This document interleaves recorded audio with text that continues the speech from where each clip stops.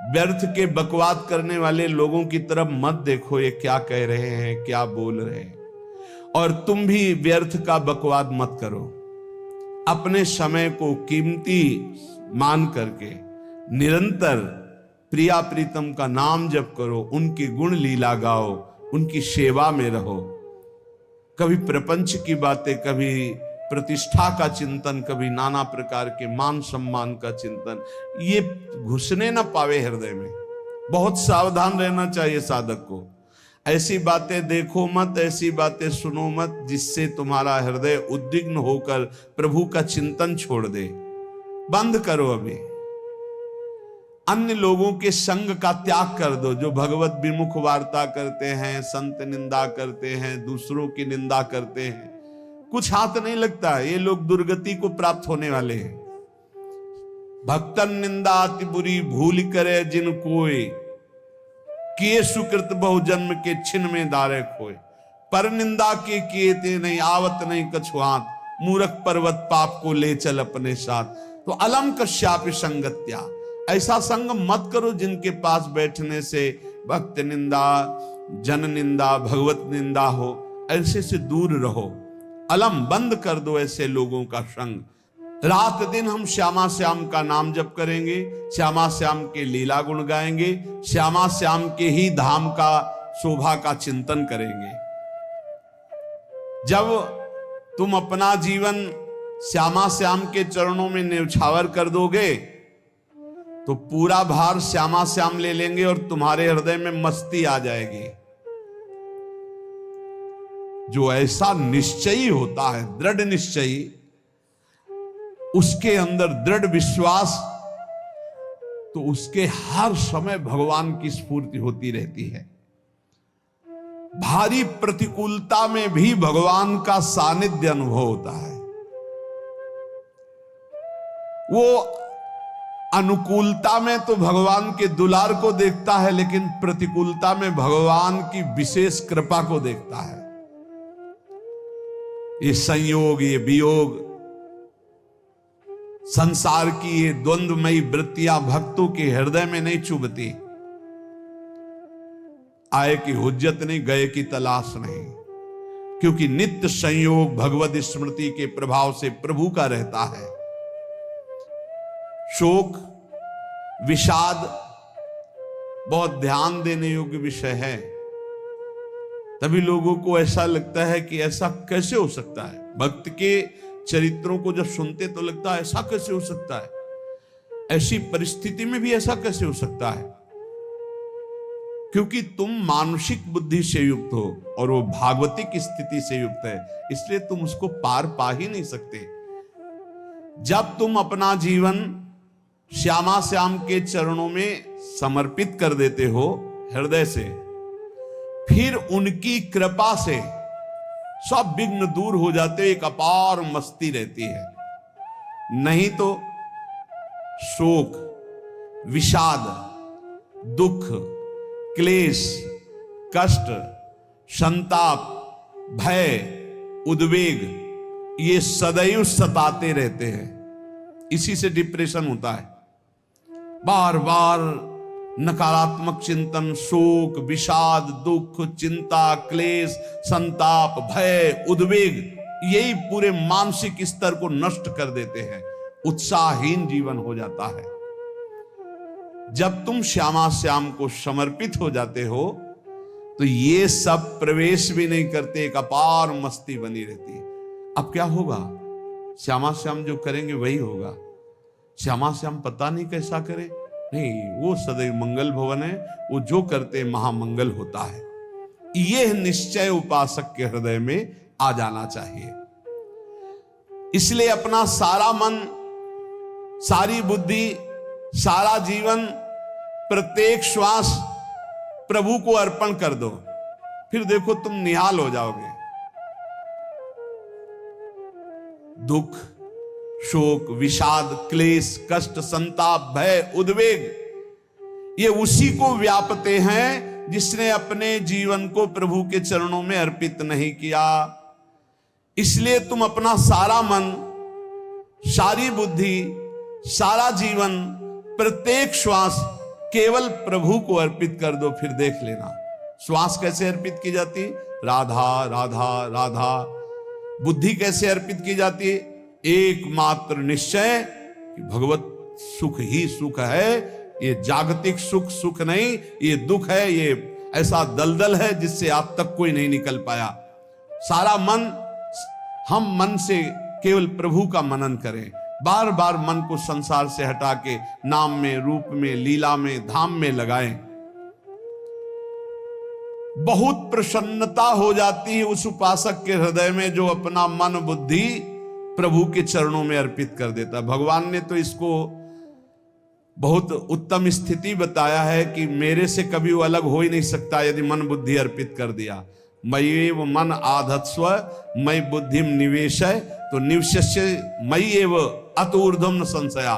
बिल्कुल संशय नहीं, वो मेरे में ही निवास करेगा जिसने मन और बुद्धि अपनी मेरे में अर्पित कर दी। बहुत प्रसन्नता रहेगी उस उपासक के जीवन में जो अपने आप को मन बुद्धि सहित प्रभु के चरणों में समर्पित कर दिया है। भगवान का आश्रय लेने वाले की पहचान है हर परिस्थिति में प्रसन्न रहना।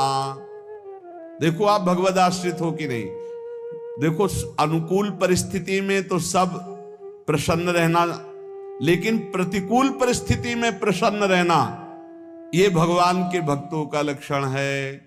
हर परिस्थिति में प्रसन्न रहना ये भगवान के भक्तों का लक्षण है।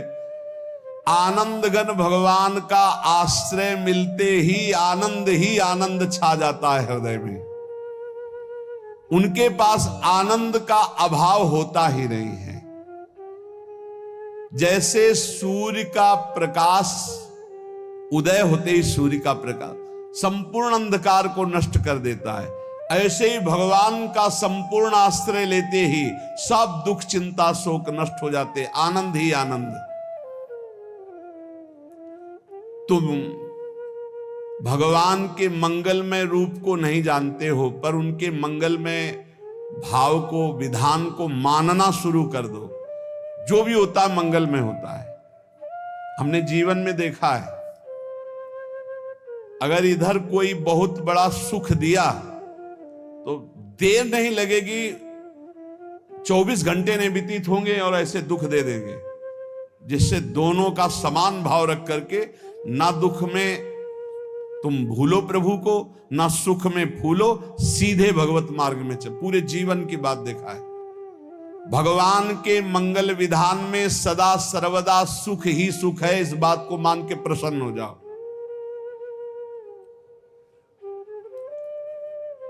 जब भगवान का भजन करने वाले की तन्मयता बढ़ती है भजन में, तो द्वेषी जन अपने आप तैयार हो जाते हैं। भक्त कभी किसी से द्वेष नहीं करता, अपने आप वो द्रोह करने लगते। तो नरसिंह मेहता जी से बहुत गांव के कई लोग थे जो जलते थे, ऐसे जलते थे कि अब क्या करें, कैसे मिटा दे नरसिंह मेहता जी को। अब उपाय तो मिल नहीं रहा था। तो एक दिन संतों की मंडली आई और उन्होंने कहा कि हम रास्ते में कोई चोर आदि धन ना ले ले, इसलिए यहां से किसी की हुंडी चलती है क्या द्वारिका में? पहले ऐसा था। बोले हाँ हाँ, हमारे यहां बहुत बड़े सेठ हैं नरसिंह मेहता जी, पर आप कहोगे वो मना कर देंगे। कई बार कहोगे, अगर वो स्वीकार कर ले तो वहां। और उनका लक्ष्य था कि नरसिंह मेहता जी के तो खाने की भी सुविधा नहीं थी, हुंडी कहाँ की बात है। उनका था कि जब वो ना कहेंगे तो संतजन नाराज हो जाएंगे, अगर हाँ कह दिया तो वहां हुंडी चुकेगी नहीं, तो संतजन अपने आप इनको शाप दे देंगे, अपराध बन जाएगा, ये नष्ट हो जाएंगे। संतों को भेजा नरसिंह मेहता जी ने, सबकी दंडवत की, चरण पखाड़े। तो उनका ये इतना रुपया है, द्वारिका में साधु सेवा हम करेंगे, वहां तुम्हारी हुंडी चलती है, तो आप अरे उनका आप कहाँ भूल रहे हो, यहाँ खाने की भी व्यवस्था। बोले हमें सब पहले से बता दिया गया कि आप मना करोगे, बार बार मना मत करो, हमें पता है। तो उन्होंने ठाकुर जी की तरफ देखा, बोले क्या लीला है प्रभु, संतों से हम क्या कहें, ये ले रुपए। उस समय स्वर्ण की मोहरें चलती थी, बेच के बाजार से खूब उन संतों को पवाया, उन्हीं संतों की सेवा की। और उनका अपने सेठ का नाम तो बताओ जहां हमें जाके हुंडी मिलेगी। सेठ सावल सा सेठ। संत जन गए वहां, पूछा कि नरसिंह मेहता जी का जिन सेठ से परिचय, उनका नाम सावल शाह सेठ, उनकी गद्दी कहाँ है? तो जो कुछ भक्त थे वो द्वारिकाधीश की तरफ संकेत करते कि वही हैं। बोले नहीं नहीं, वो सेठ है, उनकी गद्दी चलती। पूरी बाजार में कहीं कोई। अब संत जन एकांत में होकर के बहुत विचलित हुए, क्या हमारे साथ धोखा हुआ? नरसिंह मेहता जैसा संत क्या धोखेबाज हो सकता है? देखो, संशय तो बहुत विचित्र होता है। बड़े बड़ों को संशय हो जाता है। जब भगवती सती जी को संशय हो गया, राम जी को हे खग हे मृग हे मधुकर श्रेणी ऐसा पूछते हुए कि सच्चिदानंद कैसे हो सकते, तो किसी को हो सकता है, क्योंकि वो बुद्धि की अधिष्ठात्री देवी है। जो ही उनके मन में ऐसा आया कि क्या हमारे साथ धोखा हो रहा है, इतने में ही देखा जय हो सावल शाह सेठ की। वो कहा सावल शाह सेठ? तो देखा बढ़िया मुनीम जी उनके साथ, तो सेठ बस्ता लिए हुए मुनीम जी, सरकार इधर से चलो। तो उनका सावल शाह सेठ आपका नाम है? संतों ने कहा। बोले हाँ। बोले नरसिंह जी? हाँ। बोले आपकी हुंडी आ गई है। हुंडी एक कागज में लिखा कि ये हमारे सेठ जी को दे देना। वैसे लोग मुझे माखन चोर कहते, कोई कुछ कहता, लेकिन आपने सेठ बना दिया। जब आपने सेठ बना ही दिया तो आप कभी परवाह मत करना तुम। और ये सेवक आपकी सेवा में सदैव तत्पर है। भगवान ने ऐसा लिखा। जो भगवद आश्रित है, एक बार ये चलता रहता है। जो संत जन होते हैं उनके विरोधी अपने आप बन जाते हैं, किसी से कोई मतलब नहीं, अपने आप विरोधी बन जाते हैं। कबीरदास जी का पूरी काशी में यश था।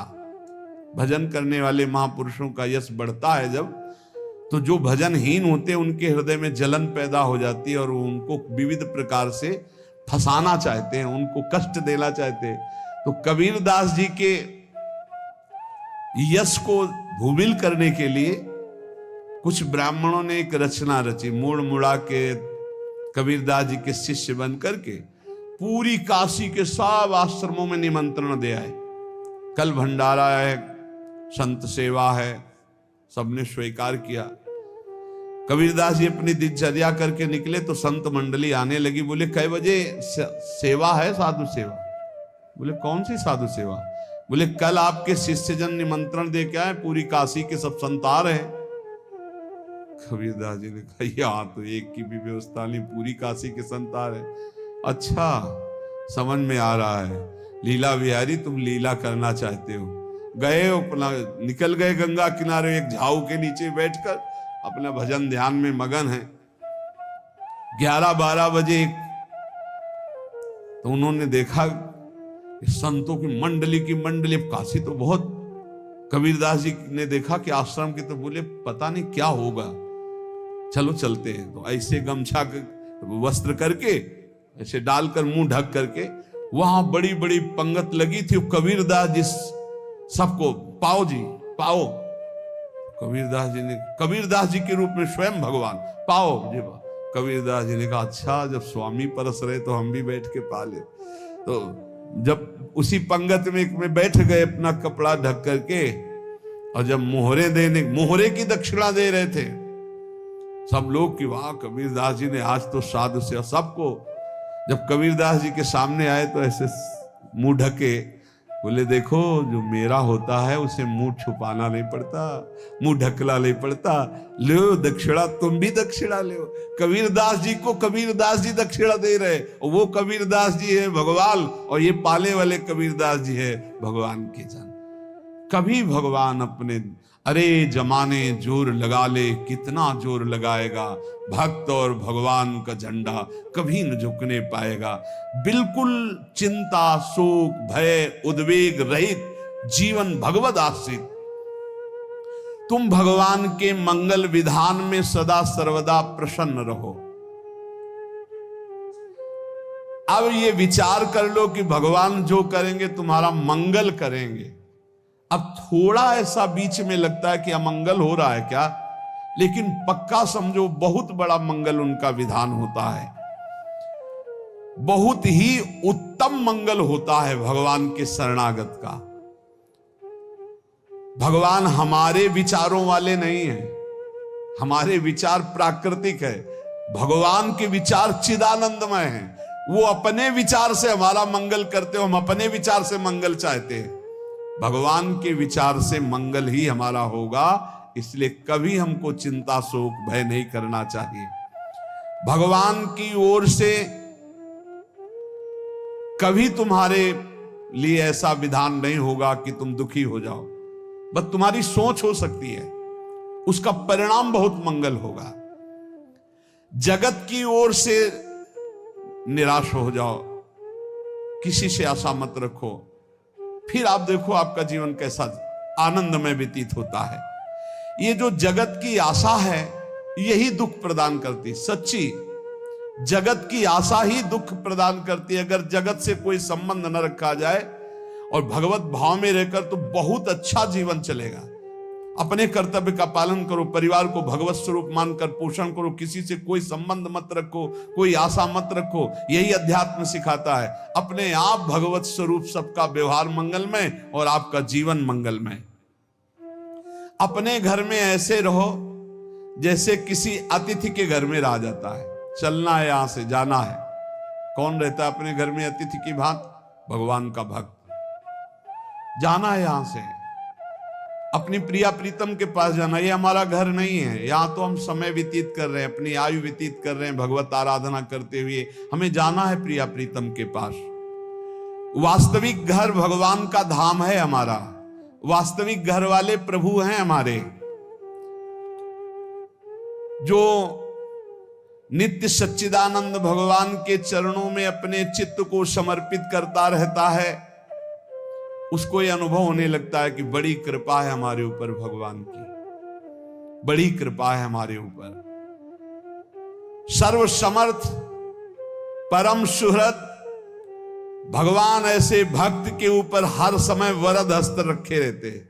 ये केवल प्रवचन नहीं, सच्ची बात मानिए। ऐसे भगवान का वरद हस्त हर समय रहता है। जब भगवान की छत्र छाया में भक्त अपने को देखता है तो आसपास घोर विपत्तियों का भी समुदाय हो तो भी वो आनंद में मगन रहता है। हर हालत में आनंदित रहना ये भक्त का स्वभाव है। भगवान ऐसे भक्तों को प्यार करते हैं जैसे कछुआ अपने अंडे को बाहर रख आवे और रात दिन उसका चिंतन करे। जब भक्त भगवान को समर्पित होता है तो भगवान रात दिन उसकी ऐसे चिंतन सुरक्षा करते हैं।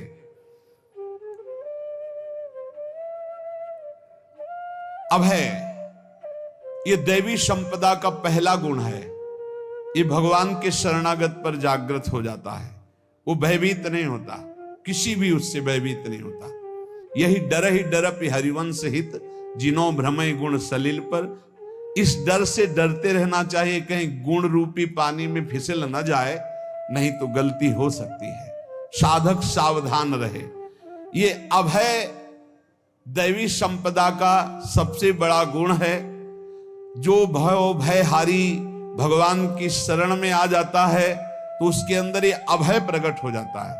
अगर कहीं तुम्हें एकांत में भय लग रहा है, एक आदमी तो एकांतिक में आए थे, वो कह रहे थे कि हमें हर समय भय लगा रहता कि कोई हमारे पीछे है, अंधेरा तो लगता कोई खड़ा है, मैं जीना मुश्किल हो गया, ऐसा भय। देखो ये मन कैसा है, भगवान से विमुख होने पर कैसे डरवाता है। वो कह रहे हैं हर समय मुझे डर लगा रहता है, कोई सामने खड़ा है, कोई पीछे खड़ा है, ऐसा भय लगने लगता है। और जब भगवान की शरण में आ जाते हैं तो ये अभय स्थिति हृदय में जागृत हो जाती है। कोई भी भय आसपास आ ही नहीं सकता, यहां तक कि नरक का भी भय खत्म हो जाता है जो भगवान की शरण में है। महापापी भी पुण्यात्मा महान भक्तों के समान वो उत्तम गति को प्राप्त हो जाता है जो भगवान की शरण में हो जाता है। पर ये जो भोगों का आश्रय लिए हुए हैं, मनमानी आचरण कर रहे हैं, ये कभी उस अभय को जान ही नहीं सकते कोई अभय पद है क्या।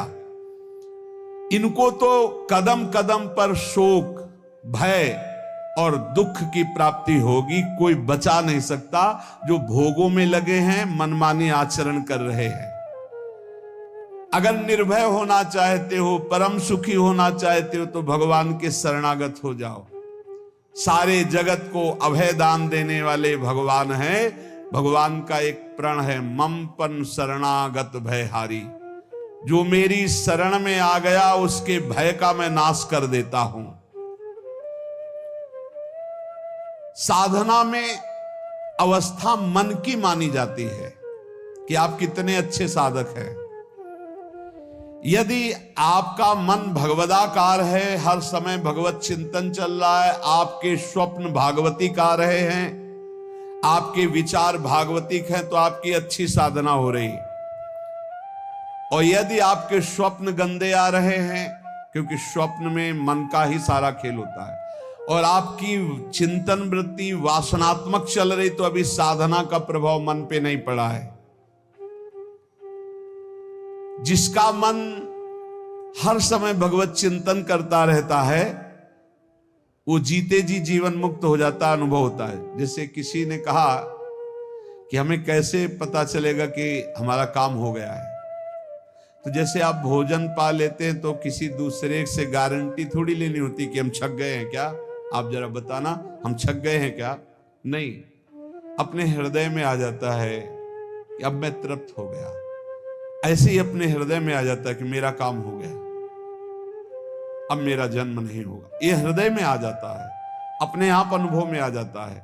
जब स्वरूप बोध होता है तो किसी और से सलाह थोड़ी लेनी होती है, वो अपने आप अनुभव में आ जाता है। हाँ, यदि गुरुदेव का वर्ण नहीं किया है तो फिर आपको किसी न किसी गुरु से प्रमाणित करवाना पड़ेगा। अगर गुरुदेव का वर्ण किया है तो वही मंत्र, वही नाम, वही गुरु शरणागति आपको अंदर से पुष्ट कर देगी कि आपका काम हो गया है। विषय चिंतन करता हुआ मन विषय आसक्ति को प्राप्त होता है। विषय आसक्ति को प्राप्त हुआ मन बार बार जन्म मरण और नरक को प्राप्त होता है। बस ये विषय चिंतन हटाना ही प्रमुख कर्तव्य साधना का है। बार बार मन को विषयों से हटा करके प्रभु के नाम में लगाओ, प्रभु के रूप में लगाओ, प्रभु की लीला में लगाओ। जहां भगवान प्रकट होते हैं वहां परमानंद की बाढ़ आती है। पर ये ध्यान रखें, गुलाब का फूल कांटों में खिलता है, उसकी सुगंध लेनी, फूल लेना है तो कांटों से बचाकर। ऐसे ही जब आप भगवत चिंतन के लिए चलेंगे तो आपका चिंतन चुराने के लिए माया विविध नाटक करेगी, कांटे फैलाएगी। कोई तुम्हारी निंदा करेगा, कोई अपमान करेगा, कोई उपहास करेगा, तुम्हारी अव्यवस्था हो सकती है, तुम्हारी परिस्थिति बहुत भयावह हो सकती है। इन परिस्थितियों में भी भगवत चिंतन का तार ना टूटने पावे तो आगे गुलाब का फूल है। जैसे कांटे से बचाकर गुलाब का फूल लेते हैं और भगवद अर्पित करके सौरभ का सुख लेते हैं, ऐसे ही भगवान के प्रेमानंद का अनुभव करने के लिए संसार के कांटों से बचना होगा। और खिलेगा यही फूल संसार में ही, मनुष्य देह में, और योनियों में नहीं। भगवत प्राप्ति स्वर्ग में नहीं होगी, इसी मृत्यु लोक में होगी। पहले मन नहीं लगता भगवत चिंतन में, भगवत चिंतन जबरदस्ती करना पड़ता है। भगवत चिंतन जे ही प्रारंभ करोगे ते ही बहुत बाढ़ आ जाएगी पाप चिंतन की। ध्यान दीजिए, बहुत लोग प्रश्न करते रहते हैं कि हम जब भजन में बैठते हैं तो बहुत गंदी बातें आती, मन बड़ा चंचल होता है, भाग जाता है। ऐसा प्रारंभ में जब कोई भगवत चिंतन प्रारंभ करता है तो उसका मन विषयों में भागता है, गंदी बातों में भागता है। अब लोग कहते पहले तो हमारा चिंतन बढ़िया होता था, अब चिंतन नहीं होता। तो कोई सिद्ध पुरुष थोड़ी हो गए, तुम्हें जबरदस्ती चिंतन करना होगा। जगत के प्राणी में जहां मन जाए तो इसमें भी भगवान, पदार्थ में मन जाए तो उसमें भी भगवान। जहां जहां मन जाए वहां वहां भगवान देखो, या मन को हटाकर नाम मंत्र में लगाओ। ऐसे भगवत स्मृति जागृत की जाती, बार बार प्रयास करना होता है। कई लोग ये प्रश्न करते हैं कि हमसे बड़े पाप हो गए तो क्या हमें भगवान की प्राप्ति हो जाएगी? तो यहां कह रहे हैं भगवान किसी के पूर्व जीवन को नहीं देखते हैं, वर्तमान के भजन को देखते हैं। पकड़ो इस बात को। अगर वर्तमान में आज आप सुधर गए हो, नाम जप कर रहे हो, तो आप भक्त हो। ये गीता जी में भगवान ने कहा, अपिचेत सुदुराचारो भजते माम अनन्य भाग साधुरेव समंतव्या सम्यक व्यवसिता। ऐसा बहुत दुराचारी पहले रहा है, बाद में उसके मन में आ गया कि भगवान के सिवा हमारा कोई कल्याण करने वाला नहीं, हमारा कोई नहीं, तो भगवान कहते हैं मैं उसे साधु ही मानता हूं, उसे साधु बना देता हूं। भगवान किसी के पूर्व जीवन को नहीं देखते। बहुत बढ़िया बात है। कल तक हम क्या करते रहे भगवान नहीं देखते, आज क्या कर रहे हो ये देखते हैं। यदि आज आप भजन में लग गए हो, अच्छे आचरण कर रहे हो, तो आपको भगवत प्राप्ति हो जाएगी। भगवान ये नहीं देखते कि पूर्व में पुण्यात्मा रहा है कि पापात्मा रहा है। भगवान वर्तमान में देखते कि मेरा भजन कर रहा है, बस इसी से कल्याण कर देते हैं। पकड़ो इस बात को, तो कभी प्रश्न नहीं उठेगा कि क्या हमको भी भगवत प्राप्ति हो सकती है क्या। हमारा मन यदि श्री भगवान को चाहने लगे तो श्री भगवान हमारे मन में ही आकर बस जाएंगे। भगवान की रूप माधुरी में मन डूबने लगेगा। यथार्थ सत्य, जो भगवान से थोड़ा भी प्यार करने लगे हैं, उनके हृदय में भगवान की उनकी भावना के अनुसार झलक आने लगी है। हृदय में प्रभु के आते ही अनंत जन्मों के संस्कारों का नाश हो जाता है। इसलिए तुम अपने पहले वाले घृणित जीवन को याद भी मत करो और उसको सोचकर जरा निराश भी मत हो। अमावस्या में घोर अंधकार रहता है, पर प्रातः काल में अंधकार नष्ट हो जाता है। ऐसे ही नाम का उच्चारण करते ही तुम्हारे जितने पाप अंधकार हो सब नष्ट हो जाएंगे। तुम चाहो कि एक क्षण भी प्रभु को ना भूलो। अब वर्तमान में ऐसी स्थिति बनाओ। जो प्रभु को नहीं भूलने की चाह करता है कि मुझे ऐसी स्थिति प्राप्त हो कि मैं कभी प्रभु को ना भूलूं, तो सच्ची मानो और कोई बात भगवान सुने ना सुने, ये बात जल्दी सुन लेते हैं। भजन की मांग करो तो बहुत जल्दी भगवान पूर्ण करते हो। भजन जिसका चलने लगा तो फिर लोक लोकांतर के सारी रिद्धियां सिद्धियां सुख वैभव तो उसके चरणों में लौटते हैं। जब हम प्रभु से प्रभु का स्मरण न मांगकर भोग मांगते हैं, तभी हमारा भजन रुक जाता है, भजन नहीं चल पाता। यदि हम प्रभु से केवल भजन मांगे तो विश्वास करो ब्याज में सब हो जाएगा। मूल भजन तो आपका बचेगा ही, ब्याज में लोक लोकांतर के भोग आपके चरणों में लुटते घूमेंगे। आप भजन करके तो देखो। अरे घिघियाने की जरूरत नहीं, किसी से मांगने की जरूरत नहीं, भजन करके देखो, सब ठीक हो जाएगा, सब अपने आप बन जाएगा। हम बहुत बड़ी भूल कर देते हैं कि थोड़ा भजन करके प्रभु से कुछ सांसारिक वस्तुएं, स्थितियां, परिस्थितियां बदलने की मांग कर लेते हैं, जिससे भजन छूट जाता है। प्रभु की स्मृति इतनी महान है कि जिन्होंने बैर भाव से प्रभु का स्मरण किया उनको भगवान की प्राप्ति हो गई। जैसे कंस आदि भगवान से बैर ही तो रखते थे, लेकिन भगवान की स्मृति रहती थी। स्मृति ने उनको भगवत प्राप्ति करा दी। स्मृति में महान सुख है, पर वो जब भक्ति रस से युक्त स्मृति होती तब माधुर्य रस, प्रेम रस का अनुभव होता है। कल्याण तो वैर भाव से स्मरण करने वालों को भी प्राप्त हो गया। यदि आप भक्त हो और ये चाहते हो कि आपकी भागवती की स्थिति बहुत जोर की हो, तो हम आपसे प्रार्थना करते हैं कि रोज प्रभु से एक ही बात मांगिए, मुझे अखंड स्मृति दीजिए। अर्जुन जी को पूरी गीता जी सुनने के बाद यही मिला, नष्टो मोहा स्मृति लब्ध्वा। स्मृति, प्रभु आप हम पे ऐसी कृपा कर दो कि हमारे हृदय में किसी और व्यक्ति, वस्तु, स्थान की स्मृति न रह जाए, केवल आपकी स्मृति रह जाए। ये चाह भगवान बहुत जल्दी पूर्ण कर देते हैं, यदि उपासक हृदय से ये बात मांगे। भगवान की कृपा से ही ऐसा हो सकता है कि अखंड स्मृति ये कर्म फल से नहीं मिलती है। प्रभु के प्रति निर्भर होकर जो दैन्यता पूर्वक प्रभु से मांगता है और हर समय अभ्यास करता रहता है भगवत स्मरण का, उसको ये स्मृति मिलती है। और स्मृति मिल गई तो इससे बड़ी कोई स्थिति नहीं, हर समय भगवान का स्मरण। प्रभु से मन प्रतिपल नया नया स्वाद लेकर के आसक्त होता रहता है, नवम नवम। प्रभु कभी बासी नहीं होते। जैसे किसी व्यक्ति को देखो तो देखते देखते मन हट जाएगा कि देख लिया बहुत सुंदर है, ठीक है, लेकिन वो एक दिन मन हट जाएगा। और प्रभु की सुंदरता नवम नवम है, प्रभु के नाम का स्वाद नवम नवम है, प्रभु की लीला का स्वाद नवम नवम है, प्रभु के धाम की शोभा नवम नवम है। जैसे आचार्य महाप्रभु हरिवंश चंद्र जी कहते, नयो नेह नवरंग नयो रस नवल श्याम वृषभानु किशोरी, नौ पीतांबर नवल चूनरी, नई नई बूंदन भींजत गोरी, नौ वृंदावन हरित मनोहर, नौ चातक बोलत मोर मोरी, नौ मुरली जो मल्हार नई गति, सब कुछ नया। तो नवम नवम प्रभु प्रतिपल नवम नवम प्रभु का रूप, प्रियाजू का नवम नवम, अबहीं और अबहीं और अबहीं और है।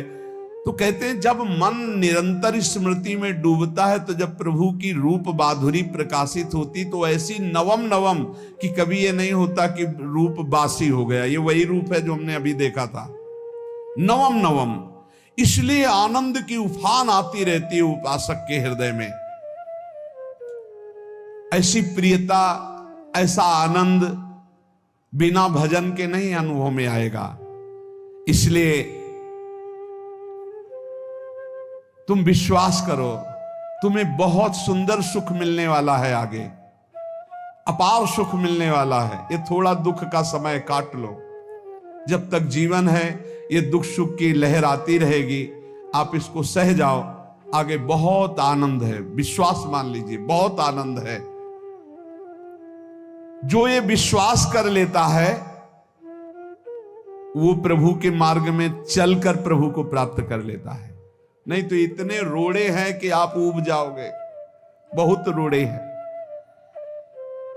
जो प्रभु के मार्ग में चलता है तो माया के बहुत से पार्षद अपना प्रभुत्व दिखाने उनके पास आते हैं, महिमा अपनी दिखाने, पर वो किसी वस्तु, स्थिति, अवस्था, प्राणी, पदार्थ का प्रभाव स्वीकार ही नहीं करता, क्योंकि भगवत स्मृति परायण है, भगवान की कृपा पर विश्वास है, इसलिए उसको कोई फंसा नहीं पाता। वो नित्य निरंतर प्रभु से घुला मिला रहने के कारण उसकी मस्ती में कोई फर्क नहीं पड़ता। माया का प्रभुत्व रखने वाले उसे फंसाने की चेष्टा करते हैं, पर उस पर किसी का असर नहीं होता। वो कहीं लिप्त नहीं होता, वो कहीं दुखी सुखी नहीं होता, वो हर समय प्रसन्न रहता है। तुम देखो, हर समय प्रसन्न रहते हो? यदि नहीं तो तुम किसी व्यक्ति वस्तु का आश्रय लिए हुए हो, प्रभु का नहीं। अगर हां तो हर समय प्रभु का स्मरण चलना चाहिए, हर समय प्रभु के आश्रित हो, फिर देखना ये आनंद, ये प्रसन्नता क्या रूप रखती है। बड़े बड़े मस्त संतों को देखा, मस्त ऐसे उन्माद में मस्त, उस सुख के लिए ललचाओ। कब तक जन्मते मरते रहोगे, कब तक बार बार दुख भोगते रहोगे, कब? बड़ा प्रपंच है ये। भगवान का स्मरण परम पुण्यात्मा पुरुष का हृदय माना जाता है। बहुत पवित्र हृदय, बड़ा पुण्यात्मा हृदय जिसमें भगवान का स्मरण। भगवान का विस्मरण पापात्मा पुरुष, भयानक विपत्ति, दुर्भाग्य। अतएव सुदृढ़ निश्चय करो, अब हम भगवान के स्मरण में अपना समय व्यतीत करेंगे। मेहनत करो, कार्य करने के लिए कोई मना नहीं।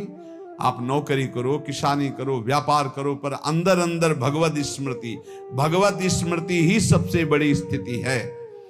अब चाहे हम जीवित रहें, चाहे हमारे मरण जैसी विपत्ति आ जाए, चाहे सब हमसे हट जाए, चाहे सब हमको नमन करें, अब हम दृढ़ निश्चय करके केवल भगवान के स्मरण करते हुए इस संसार के बीच समय व्यतीत करेंगे।